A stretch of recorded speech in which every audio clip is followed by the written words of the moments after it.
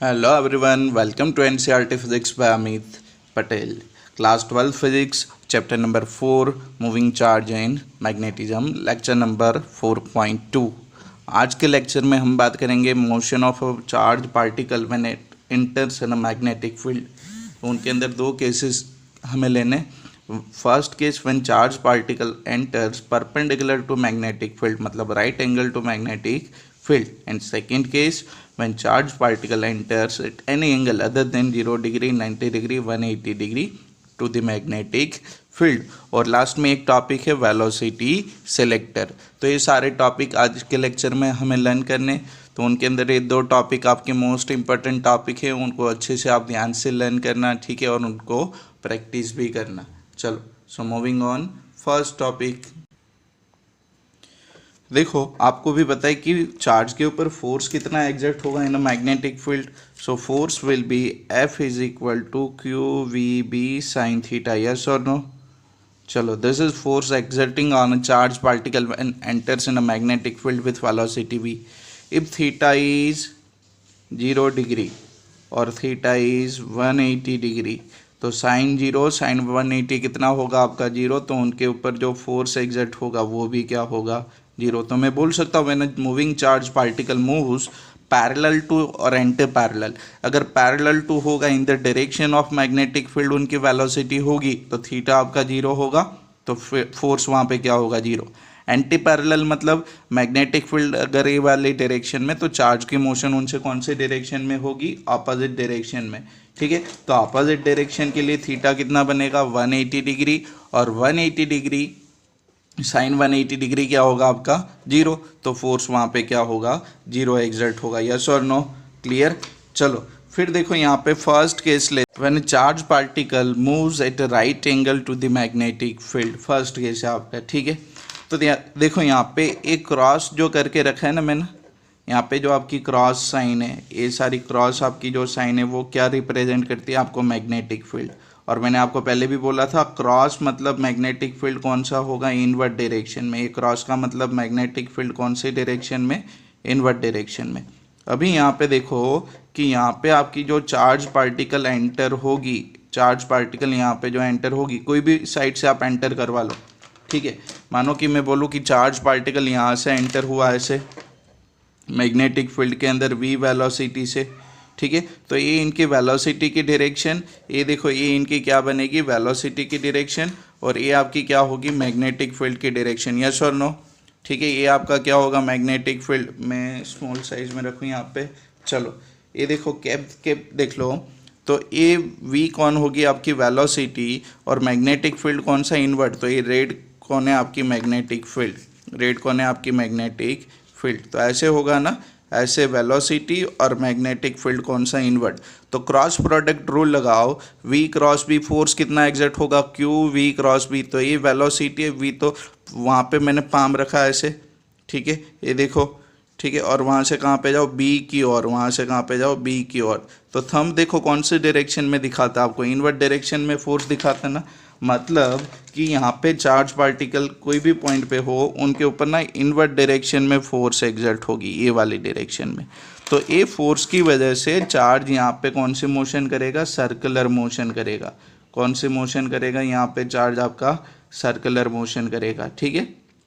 और आप सबको पता है कि सर्कुलर मोशन के लिए कौन सी फोर्स चाहिए होती है, सेंट्रीपेटल फोर्स।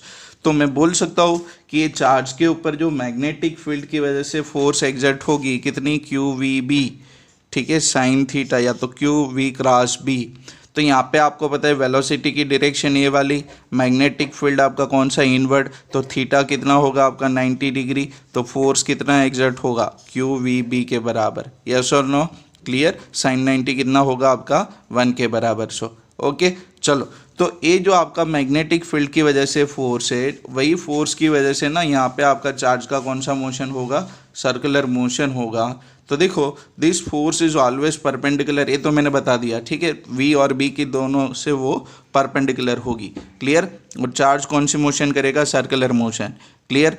तो यहाँ पे जो फोर्स F होगी, क्लियर, सर्कुलर मोशन के लिए सेंट्रीपेटल फोर्स रिक्वायर्ड होगी, वो कौन प्रोवाइड करेगा? आपका force due to magnetic field. तो सेंट्रीपेटल फोर्स का इक्वेशन क्या होता है? mv² divide by r। ठीक है, हमने क्लास 11th के अंदर स्टडी किया है।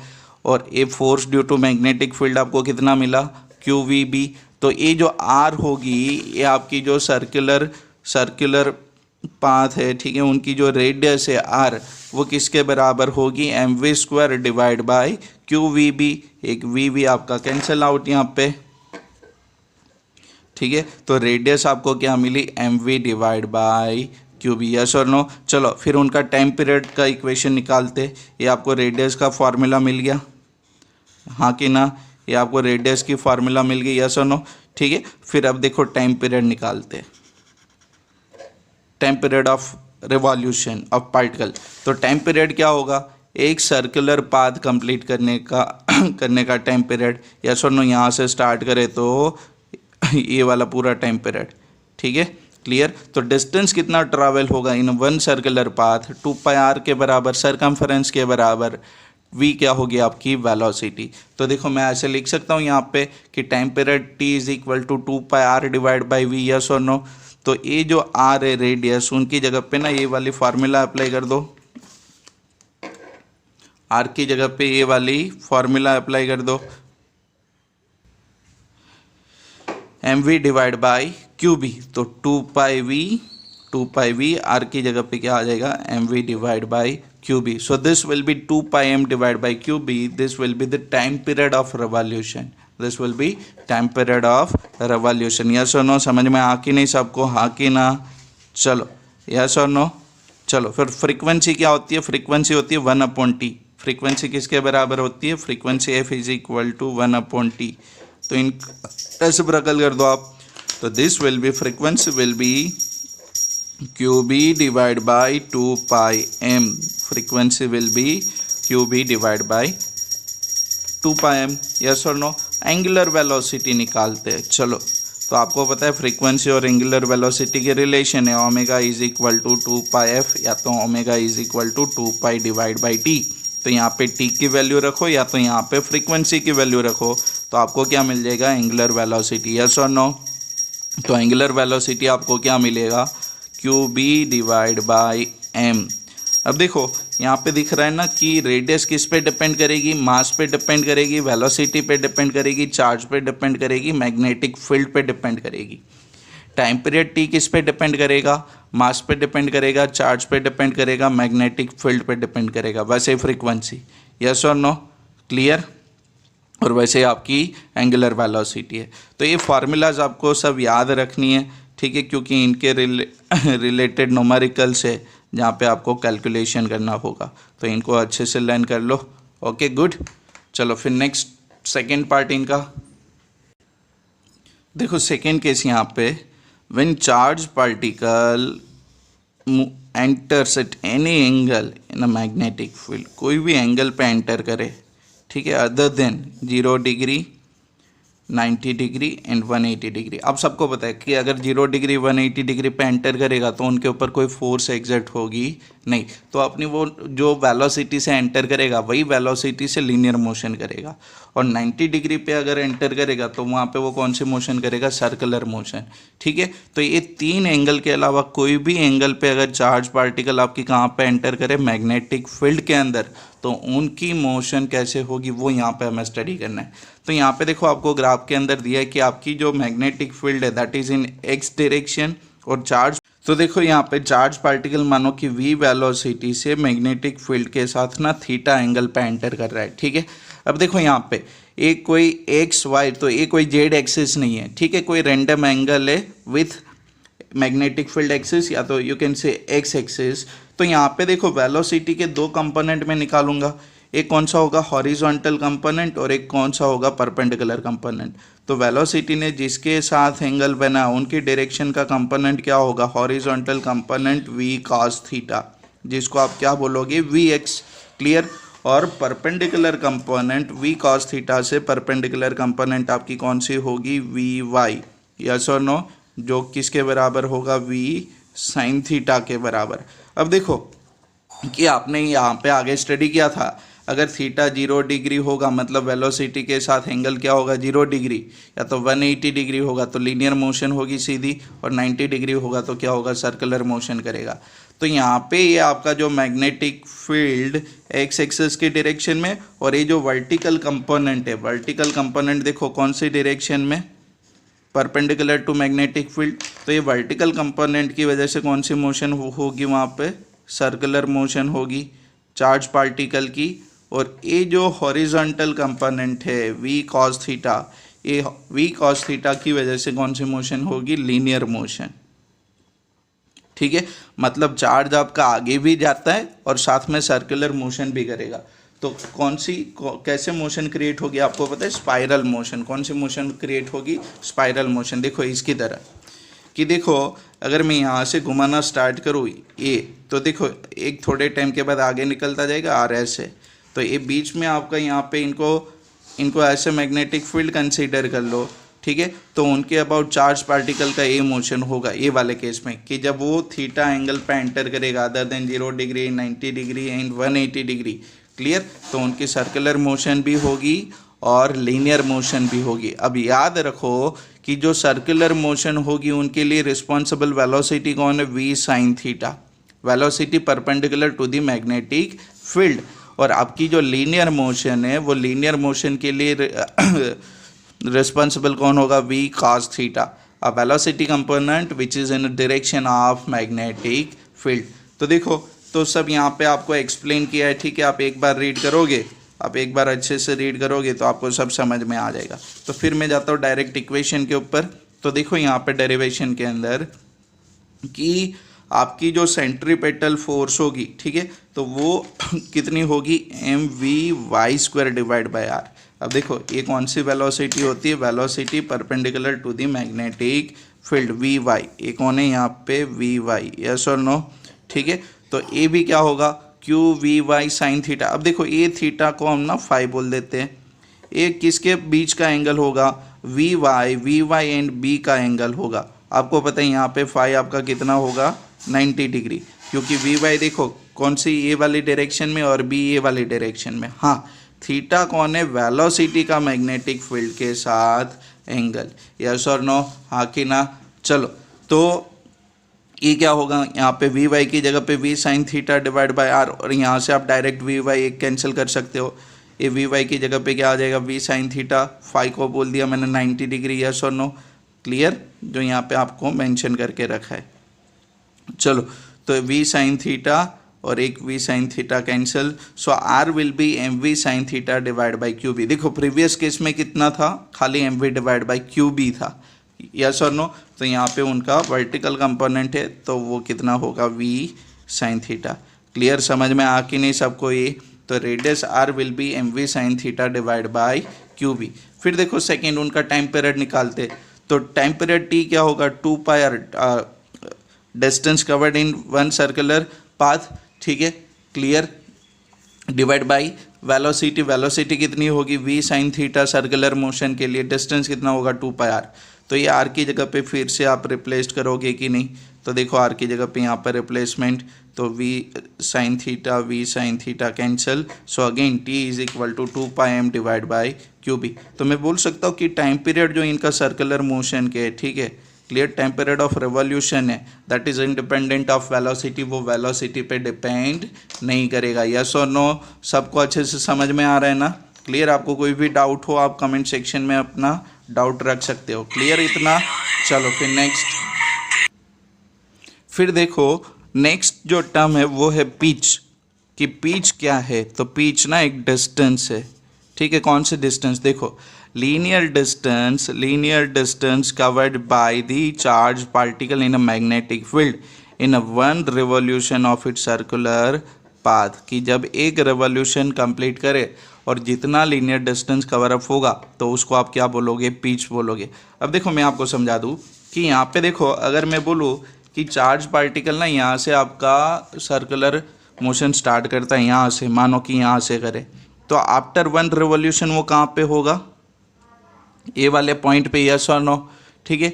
तो ये जो डिस्टेंस होगा वो क्या होगा आपका पिच, अब देखो मैं बुक के अंदर आपको दिखा दूँ, यहाँ पे देखो, यहाँ पे ध्यान देना कि मानो कि अगर स्पाइरल आप देखो तो आपको स्पाइरल देख के ना आइडिया मिलेगा कि कोई ना यहाँ से मानो कि ये वाला स्पाइरल ऐसे है, देखो यहाँ से निकल के यहाँ पे एंटर कर रहा है, फिर यहाँ पे आ रहा है।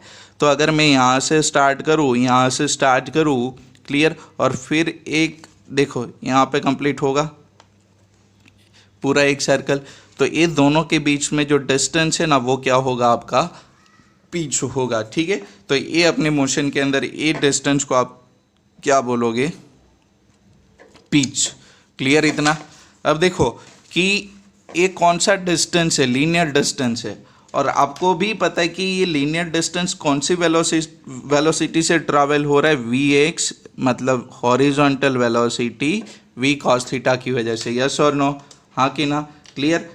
तो मैं बोल सकता हूँ कि टाइम पीरियड t के अंदर v cos थीटा वेलोसिटी से जितना डिस्टेंस ट्रैवल हो वो आपका क्या बन गया, पिच के बराबर।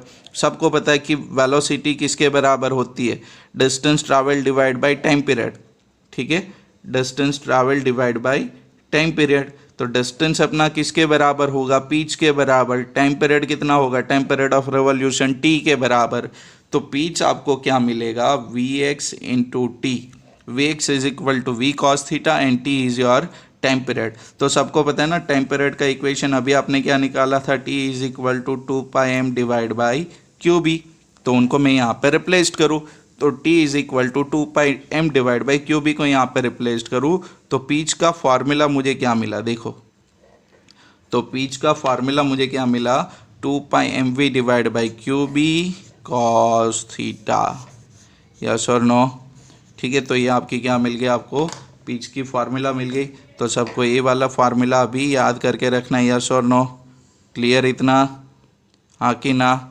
चलो देख लो एक बार और अच्छे से रिवाइज करो इनको। फिर नेक्स्ट टॉपिक है अपना velocity selector, motion of charge in perpendicular magnetic field and electric field. इसका मतलब है electric field and magnetic field अगर एक दूसरे से परपेंडिकुलर हो, ठीक है, तो उनके अंदर चार्ज पार्टिकल की मोशन कैसे होगी, ठीक है, क्लियर। और इनके बेस पे एक आपकी वेलोसिटी सेलेक्टर है, ठीक है, वो हमें स्टडी करना है। समझ में आ कि नहीं, कौन परपेंडिकुलर है यहाँ पे, परपेंडिकुलर कौन है, magnetic field and electric field. अब दूसरी बात, ये चार्ज जो एंटर करेगा ना वो भी electric field and magnetic field दोनों से क्या कैसे एंटर करेगा, परपेंडिकुलर, याद रखना, ठीक है। मतलब चार्ज की एंटर जो हो रही है तो चार्ज की वेलोसिटी जो भी होगी वो आपका इलेक्ट्रिक फील्ड, आपका मैग्नेटिक फील्ड सब एक दूसरे से क्या होगा, परपेंडिकुलर होगा। उनके अंदर चार्ज की मोशन कैसे होगी वो हमें स्टडी करना है। तो देखो कि यहाँ पे ना एक स्लिट बना के रखिए और यहाँ पे कोई सोर्स बनाया, कि सोर्स मतलब कि जहाँ से इलेक्ट्रॉन आपकी निकलती जाएगी। तो ये तो स्लिट से सीधा दिख रहा है कि जितना इलेक्ट्रॉन यहाँ से क्रॉस करके जाएगा वो ऐसे यहाँ पे पास होगा। अब देखो ये जो आपको क्रॉस दिख रहा है, तो ये क्रॉस आपका कौन है, मैग्नेटिक फील्ड है। ये क्रॉस कौन है, आपका मैग्नेटिक फील्ड। और क्रॉस का मतलब सबको पता है कि क्रॉस मतलब कि मैग्नेटिक फील्ड कौन सी डायरेक्शन में, इनवर्ड डायरेक्शन में, यस और नो। तो ये क्रॉस आपकी मैग्नेटिक फील्ड कौन सी डायरेक्शन में, इनवर्ड डायरेक्शन में। अब देखो थोड़ा मैं आपको ना फिर से बाहर निकाल के देखूं, चलो ये क्रॉस है आपका,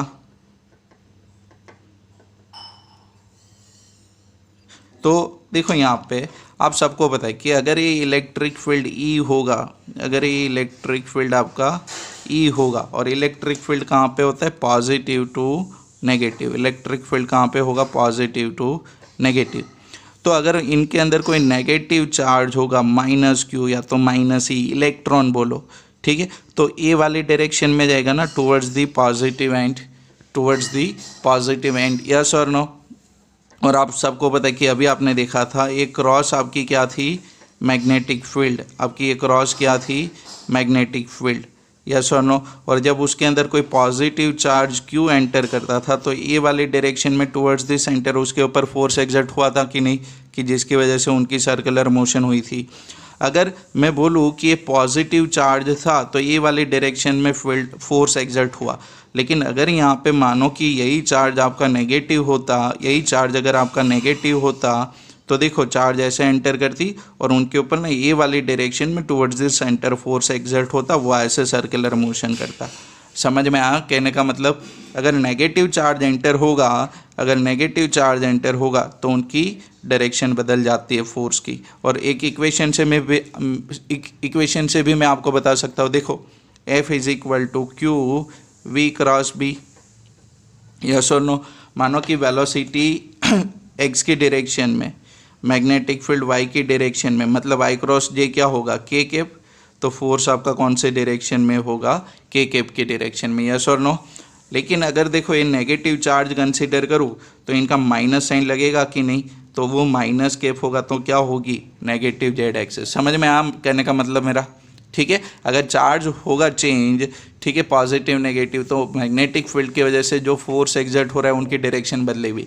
आपको यहाँ पे पता है कि अगर पॉजिटिव चार्ज होता तो वो राइटवर्ड डायरेक्शन में जाता, नेगेटिव कहाँ पे जाता, टुवर्ड्स दी पॉजिटिव।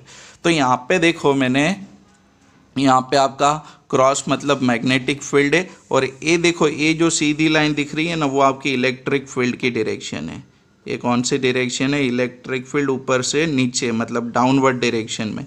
मतलब मैं बोलूँ positive to negative electric field है आपका यहाँ पे, देखो positive to negative electric field है, और नाम दिया इनको वेलोसिटी सिलेक्टर।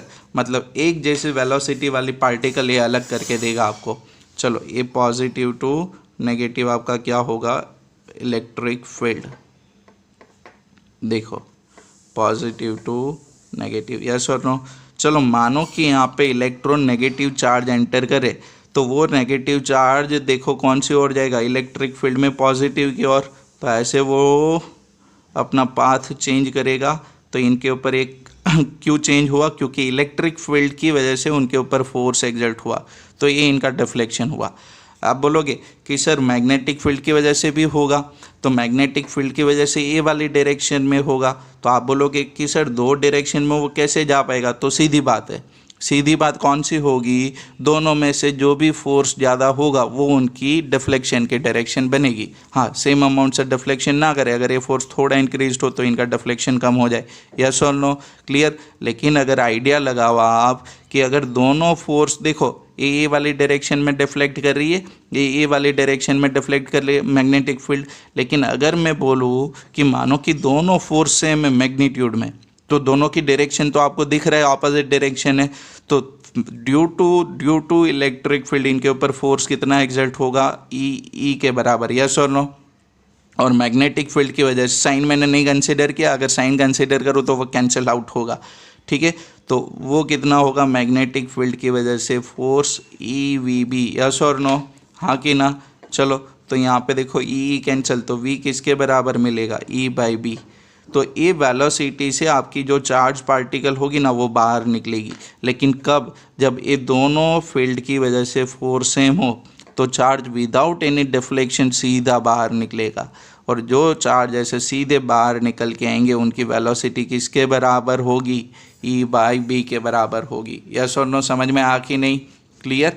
तो थॉमसन ने अपने एक्सपेरिमेंट में चार्ज बाय मास का जो रेशियो फाइंड आउट करना था, तो उनके अंदर यही सेलेक्ट किया था। देखो यहाँ पे आपको गिवन है, ठीक है।